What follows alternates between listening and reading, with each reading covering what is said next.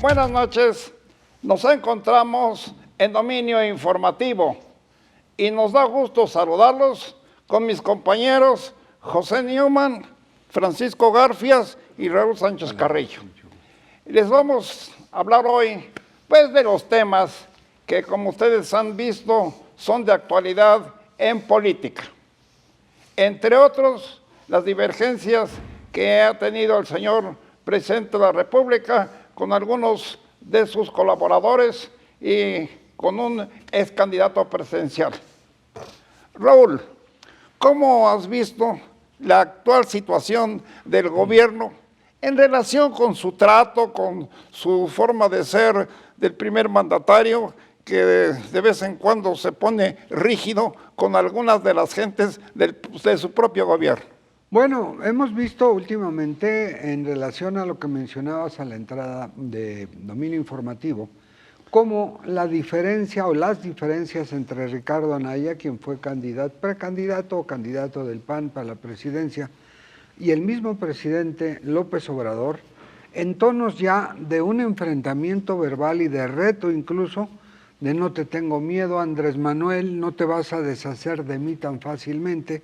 Por una parte, y por otra, como lo veremos aquí en el programa más adelante, los cambios que se han dado de manera paralela en el caso de Gobernación. Yo creo que no hemos escuchado desde hace mucho tiempo enfrentamientos entre nuestras máximas autoridades. Pero en estos días que un primer mandatario discuta o agreda o se enfrente con algún ex candidato presidencial, pues no lo habíamos visto, que yo recuerde recientemente, y está sucediendo. ¿Qué quiere decir esto? ¿Que nuestra política anda en el aire, está bailoteando o qué pasa? Yo creo que estamos a punto de levantarle un falso al señor presidente. Él no ha tenido nada que ver en el caso de Anaya.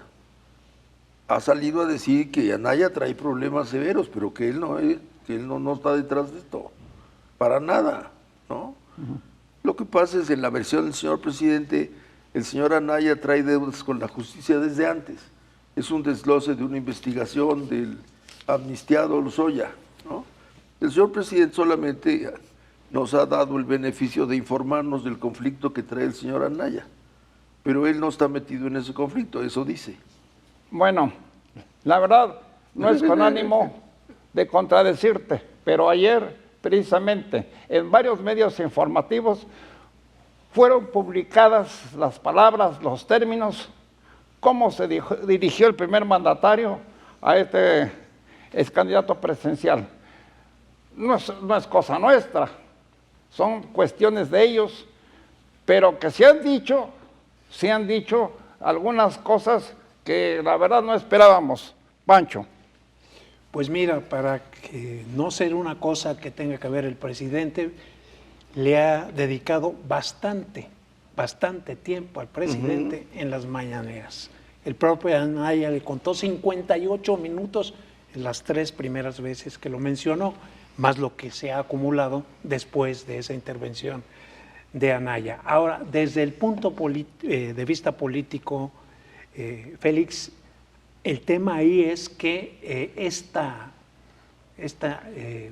digamos, obsesión, porque no lo veo de otra manera, que trae el presidente de la República con Ricardo Anaya, le está haciendo un favor, lo está posesionando, le está dando a la oposición un precandidato que no tenía, porque si bien es cierto que Ricardo Anaya recorría el país al estilo López Obrador, o tratando de hacer lo mismo que López Obrador hizo durante 18 años antes de llegar a la presidencia, pues estaba pasando prácticamente desapercibido.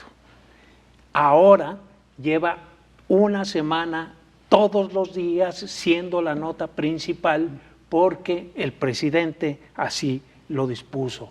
Empezó con este asunto de la deshonestidad de Ricardo Anaya, el exilio voluntario de Ricardo Anaya, alegando que si se presentaba al citatorio que le hicieron para que declarara sobre el tema, pues le iban a aplicar la misma que a Rosario, la famosa prisión preventiva justificada. Y a partir de ahí hemos visto todo lo que se ha desatado, este pleito ya personal, porque lo personalizó el presidente, con ese ex candidato presidencial. En voz de un presidente de la República, lo que se diga, máxime, si son términos ásperos, molestos, a una persona X, pero sobre todo a un ex candidato presidencial, y como dice nuestro compañero Anaya, que le haya dedicado tanto tiempo, tantas horas en una semana, pues lo engrandece. ¿Por qué? Porque es la voz del presidente. La voz del presidente de la República aquí y en cualquier parte es definitiva, es muy fuerte. Y si se la está dirigiendo con palabras no muy amables, pues ahí están los resultados. Porque ahora este señor Anaya, pues entonces ya está más engreído que nunca y con mayor razón va a buscar por segunda vez la candidatura presidencial, Pepe. Bueno, conocemos a nuestro presidente y sabemos que su discurso tiene que ser siempre contrastado. Necesita un enemigo. De las elecciones para acá, ¿no? Pues parece ser que sí le irritaron los resultados electorales y de ahí sacó toda esta revancha contra la clase media a la que ha puesto pinta. Nos ha puesto pinos, ¿no? Y para sazonar, pues ahora tiene el epígono de la maldad, que es Ricardo Anaya, ¿no? Que es tramposo, es defraudador, es mentiroso, es todo. Es un típico ejemplo de todo lo que él persigue y de todo lo que él condena. Y entonces eso le ha servido como un discurso polarizante que va muy con él. Dice Pancho que al hacer el objeto de su discurso lo posiciona, ciertamente. Pero yo creo que así como lo posiciona, él está convencido que es su manera de azuzar a sus filas, siempre poniendo como ejemplo a los malos, ¿no? Para que haya digamos, un distanciamiento de los malos y los condena, los pone en el patíbulo. Esta es la imagen de la maldad, ¿no? Para mantener su discurso de los buenos y los malos. Entonces, a lo mejor acaba siéndole perjudicial a él mismo el haberlo posicionado, pero si lo hace, yo creo que él cree que no. Yo creo que él cree que le sirve para este discurso oposicionista en donde están los malos y de su lado están los buenos. Así que vámonos preparando porque, de hecho, ya tenemos un precandidato presidencial para las próximas elecciones que todavía están lejanas, pero ya están ahí. Porque, como están las cosas, Raúl, yo no veo mucha tela de dónde cortar, no veo prospectos fuertes para la próxima sucesión entre todos los partidos políticos que tenemos a la vista. Bueno, ahora recuerdas, sin mencionarlo directamente, la gran frase de un gobernador de Guerrero, Rubén Figueroa, decir que la caballada estaba muy flaca. Pues ahorita no se veía la caballada ni la habrá quizá por los tiempos, pero en este asunto de Ricardo Anaya versus el presidente López Obrador, hay incluso no solo caricaturas, hasta un video que se hizo de acuerdo a lo que ha dicho el propio Anaya, que es, tú me mencionabas que lo ibas a presentar aquí. Dice que no me preocupe si soy inocente.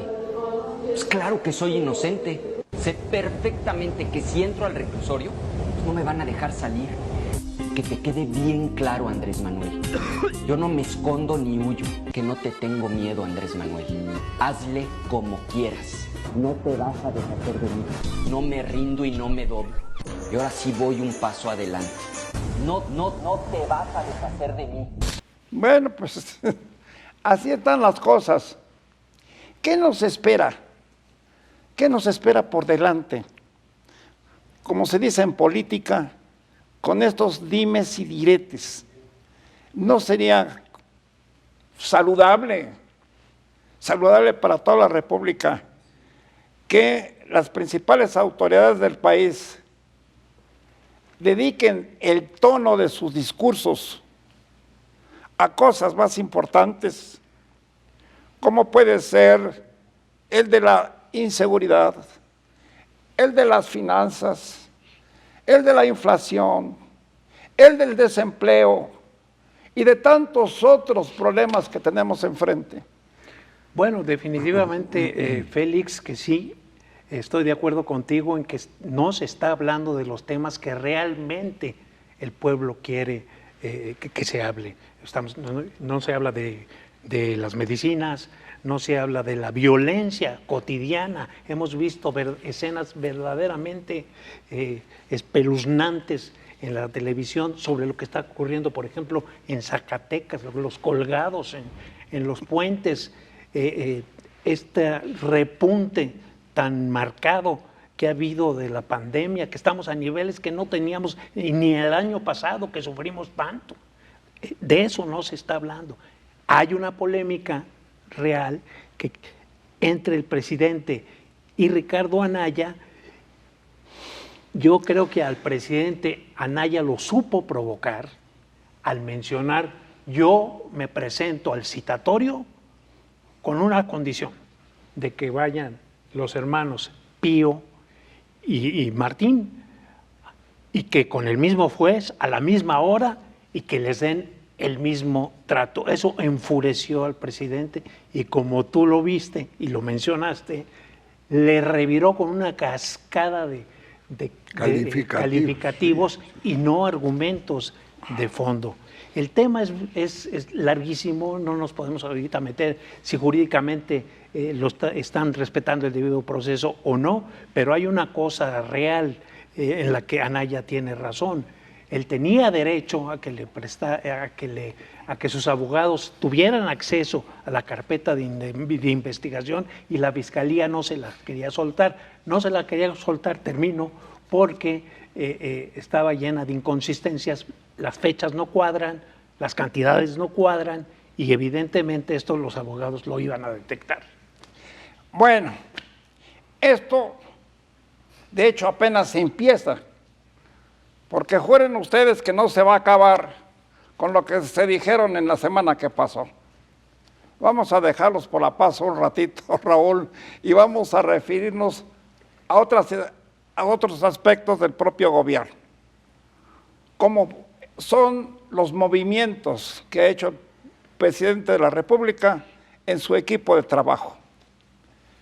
No sé cómo hayan visto ustedes el cambio de la Secretaría de Gobernación, en el cual, pues la señora que estaba al frente de la Secretaría, fíjense que Gobernación siempre ha sido la pauta de la política del mando en cada gobierno.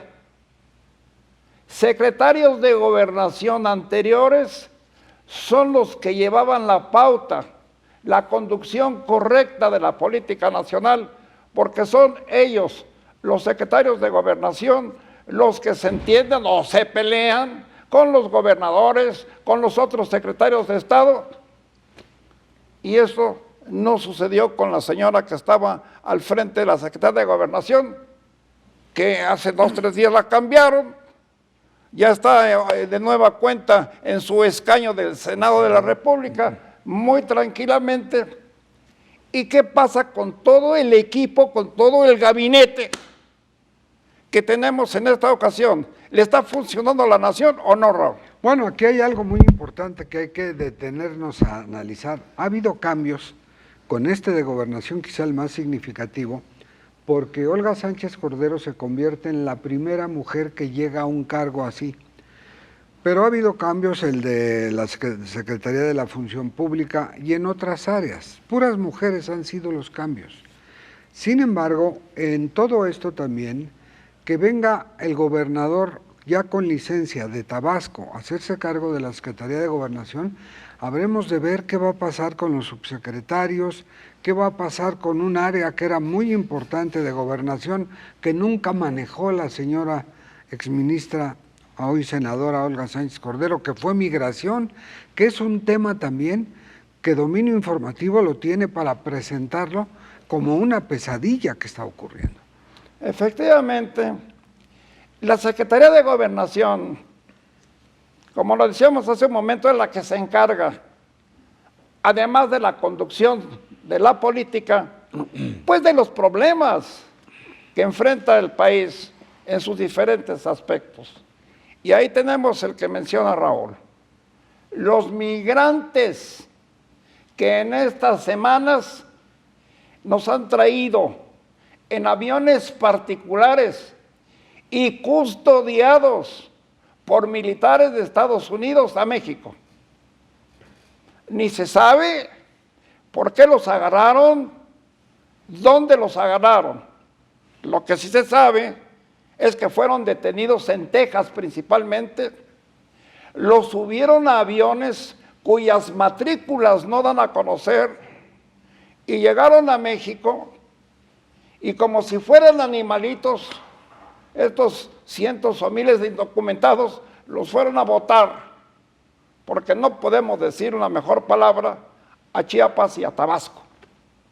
Los bajaron de los aviones, pues nomás faltó que les dijeron, pues ahí se ven. Les dijeron que se regresaran a los pueblos, a Honduras o a El Salvador, que fue donde salió la mayoría. ¿Y qué dicen? ¿Qué dicen los indocumentados? Pues que no se van, que se quieren quedar en México, que quieren documentos para andarse por toda la República hasta llegar a la frontera con Estados Unidos otra vez, y si no pasan, pues que no pasen, se quedan en México. Este es un problema que no habíamos enfrentado en esa dimensión, Pepe. Ya Raúl decía que una cosa que fue característica de la gestión de la exministra Cordero al frente de la Secretaría es que ella fue omisa respecto del tema migratorio. Yo creo que es una omisión subrayada, es imperdonable. Pero quiero hacer un comentario sobre el cambio reciente. Para mí tengo que el señor presidente nombró a la ministra como secretaria de Gobernación, primero para cumplir con este propósito de género que está tan en boga. Justificadamente o no, es un tema de en boga y con ello cumplía. Segundo, nombró una persona inexperta en la gobernación precisamente para tener en gobernación a alguien que no tuviera ni manejo, ni experiencia, ni ambición. Y logró su propósito. En ese sentido, la ministra pasó de noche durante su gestión al frente de la Secretaría. En este momento que empieza la mitad, como él bien ha dicho, lo dijo ayer, es el nombre que está terminando de escribir, la segunda mitad, pues entonces está metiendo segunda. Y lo que está pensando es cómo llega al final de su sexenio, de la mejor manera posible para su régimen. En ese contexto, la ministra ya no le sirve en gobernación. Entonces echa mano, como él ha subrayadamente insistido, de un agente de su personal confianza, que en el caso del gobernador de Tabasco, Adán Hernández, ciertamente lo es desde hace muchos años, un agente de su cercanía y de su confianza. Lo que le permite a su vez a la ministra, a la exministra, que regrese a su escaño, ¿no?, para que recomponga, y lo digo deliberadamente, el equilibrio en el Senado, y estamos hablando aquí de la sombra de Monreal. Yo creo que es un ajuste con vistas a la segunda mitad, está preparando sus motores para la segunda mitad. ¿Qué podemos esperar? Un discurso cada vez más polarizante. Nos acaba de decir Pancho que la señora, la primera dama, que fungió como secretaria de Gobernación, pasó de noche. Ese fue el término, ¿verdad? Pues sí, porque mucha gente de ustedes que nos ven y nos escuchan, ¿cuántas veces la vieron actuar? ¿O qué concretamente hizo para resolver y enfrentar los problemas de México? Si ustedes recuerdan algunos, pues ahí nos los pasan al costo, por favor, porque yo en estos momentos no recuerdo ninguno. Y el hecho de que haya sido la primera mujer que llega a la Secretaría de Gobernación, eso no le daba derecho a pasar de noche, ¿verdad? Pues no le daba derecho a pasar de noche pero hay que recalcar que a la Secretaría de Gobernación le quitaron muchas funciones. Entre ellas, el presidente le encargó el tema de migración a Marcelo Ebrard, ustedes lo recordarán. Pero yo quiero ir a un punto del que no se habla mucho, pero que es grave. A la señora se le hicieron otras ofertas. Yo tengo información sobre ese tema. La rechazó. Ella le pidió expresamente al presidente que al salir de Bucareli, ella quería regresar al Senado, pero no a cualquier escaño.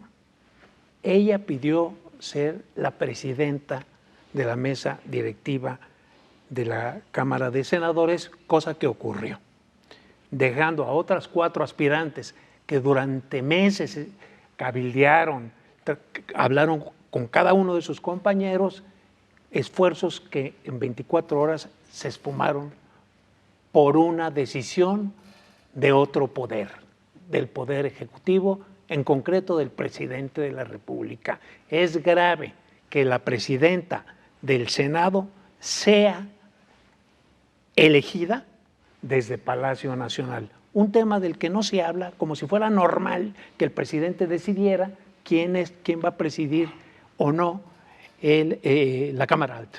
El asunto es que esto ya se hizo costumbre. Es costumbre, exactamente. De que el presidente de la República nombra a su gabinete. Sí, pero y en primer término, que siempre le dan mucha preponderancia precisamente al secretario o secretaria de Gobernación, como en este caso, al secretario de Hacienda, al secretario de Comunicaciones y Transportes, y a los demás que sean los que sean. Pero fundamentalmente hay 3 o 4 puestos que cada presidente de la República ha puesto mucho énfasis en esas personas porque se entiende que en ellos va a fincar su gobierno y la conducción de su propio gobierno. El tema no, el presidente tiene todo el derecho de nombrar a su gabinete, pero estamos hablando ya de otro poder. O sea, no tiene derecho de nombrar al presidente de la mesa directiva de la Cámara de Senadores. Se hizo costumbre, como tú dices. Sí, pues se tiene entonces que modificar alguna ley o un reglamento para que cambie. No, Félix, está en la ley que al presidente de la mesa directiva sus pares lo eligen, el pleno del Senado. No me refiero a los nombramientos que hace el presidente de la República de su equipo. No, sí, ahí no hay ningún problema. A su gabinete tiene todo el derecho de si quiere quitar o poner. Lo que no tiene derecho es de meterse, invadir las esferas, las facultades de otro poder para poner su santa voluntad. Ha dado claras muestras de que no respeta la división de poderes. El tema del ministro Saldívar, él mismo estaba empujando para que el ministro Saldívar se prolongara 2 años en el poder, desde el Poder Ejecutivo al Poder Judicial en este caso. Es decir, no tiene la cultura del respeto a la división de poderes. Ese era mi comentario, ¿no? A ver, ¿tiene o no derecho, como él dice, de que intervenga el presidente de la República en temas como el que estamos hablando? Absolutamente no. No puede, como bien lo dice Francisco Garfias, invadir áreas de un poder que es el legislativo, ejecutivo, legislativo y judicial. En 2 ya tocó la almohadilla como si fuera un término de béisbol en relación a querer impulsar al ministro de la Suprema Corte a aceptar la manzana de regalo envenenado, decían muchos por cierto, de prolongar su presidencia de la Suprema Corte 2 años más. Ahí hubo un rechazo y los ministros a los que se les juzga de corruptos, de poner a familiares y podridos, de tener... Podridos fue el término. Ahí le dijeron, aquí señor presidente mandamos como dice la ley, no es un enfrentamiento de personas o de posiciones. Las leyes son para aplicarse y para respetarse, si no, no tiene caso. Y ahora en el legislativo, aparte del judicial que ya se superó y el propio presidente de la Suprema Corte dijo, termino como me corresponde, no acepto los 2 años, ahora se mete en el legislativo y si Olga Sánchez Cordero le dice quiero ser la presidenta, pues desde luego, La manda al Senado y ahí está la presidenta de la mesa directiva. Sobre la división de poderes, Pepe. Hemos visto en otros tiempos el respeto, no siempre, pero en su mayor parte, los gobiernos, el Ejecutivo Federal, pues, tenía un profundo respeto por el Poder Judicial y por el Poder Legislativo. Esto no ha funcionado en los últimos gobiernos, particularmente el de esta ocasión. Escuchamos por todas partes que esta división de poderes es una especie de pachanga, no se respetan, sobre todo los del Poder Judicial no respetan al Ejecutivo y el Ejecutivo constantemente le está haciendo críticas y críticas y críticas al Poder Judicial, mientras el Poder Legislativo como que también está durmiendo, pasándose la noche tranquilo. Cierras el programa con tu comentario. Yo creo que estamos viviendo algo peor. Yo creo que estamos viviendo una actitud impúdica, ¿no?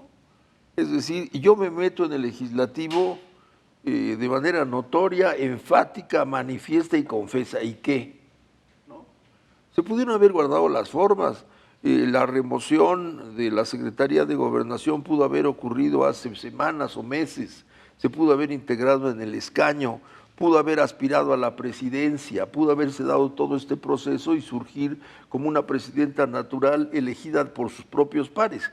Pero el modo de hacerlo es ostensible, ¿no? Va para allá y la quiero de jefa allá, ¿no? Lo mismo que decía Raúl respecto del Poder Judicial, ¿no? Es decir, yo mando una iniciativa y en mi iniciativa le pongo que quiero que al señor de allá le den una ampliación de su mandato. Hay una actitud impúdica y enfática. No hay que a los jueces y a los magistrados los traten como unos tales por cuales. Ah, no, pues eso ya tenemos la costumbre Félix, de una escucharlo precisión así. a lo que dice Pepe. Es decir, por paradójico que te parezca, Pepe, la llegada de Sánchez Cordero refuerza a Monreal. Monreal había perdido la interlocución con el presidente después de las elecciones.